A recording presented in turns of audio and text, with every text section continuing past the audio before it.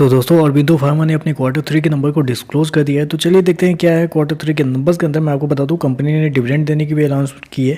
Second interim dividend के रूप में ₹1.5 प्रति शेयर के हिसाब से कंपनी ने डिविडेंड की अनाउंसमेंट की है, जिसका रिकॉर्ड डेट होने वाला है वो होने वाला है 20 फरवरी। तो याद रखिए 20 फरवरी कंपनी का रिकॉर्ड डेट है कंपनी के ₹1.5 प्रति शेयर कंपनी के डिविडेंड के लिए। चलिए मैं आपको मार्केट का जो एस्टीमेट है उसके साथ कंपेयर करके बताता हूँ कंपनी के नंबर कैसे देखने को मिल रहे हैं। पिछले क्वार्टर ये डाटा बेस के लिए मिलियंस में, मैं आपको क्रोर्स में बता रहा हूँ।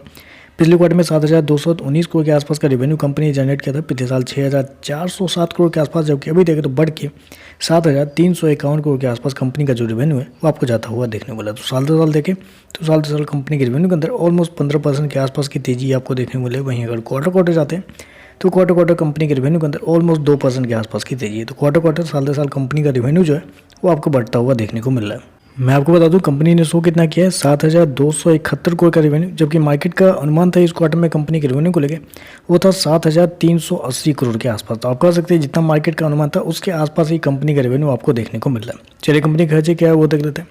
तो देखिए पिछले क्वार्टर में कंपनी के खर्चे 6,331 करोड़ के आसपास, पिछले साल 5,819 करोड़, अभी देखें तो बढ़ गए 6,249 करोड़ के आसपास आपको देखने को मिले। तो कंपनी के खर्चे भी देखें तो कंपनी के खर्चे कुछ हद तक कंपनी के द्वारा कंट्रोल किए गए इस क्वार्टर में, जो कि एक अच्छी बात है। चलिए कंपनी का नेट प्रॉफिट क्या निकलता है वो देखते हैं। पिछले क्वार्टर की बात करें तो पिछले क्वार्टर में कंपनी 751 करोड़ के प्रॉफिट में थी, पिछले साल 491 करोड़ का प्रॉफिट, अभी देखें तो बढ़ के 940 करोड़ के आसपास कंपनी का जो प्रॉफिट है वो आपको जाता हुआ देख लो। तो साल दो साल देखें तो साल दो साल कंपनी के प्रॉफिट के अंदर एक बड़ी तेजी आपको देख लो। अप्रोक्सीमेटली बोल सकते हैं 70% के आसपास का जंप है साल दो साल कंपनी के प्रॉफिट के अंदर। माफ़ कीजिएगा 70 नहीं, इस साल दो साल देखें तो साल दो साल कंपनी के प्रॉफिट के अंदर ऑलमोस्ट 95% के आसपास का जंप आपको देखना है। डबल होता हुआ कंपनी का प्रॉफिट आपको देखने को मिल रहा है।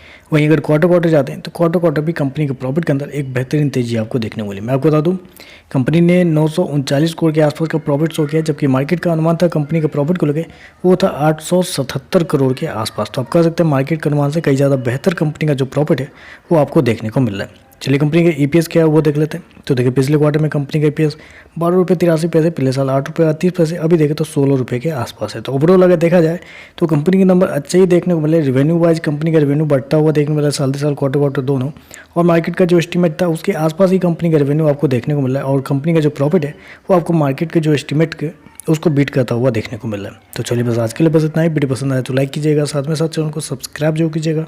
धन्यवाद।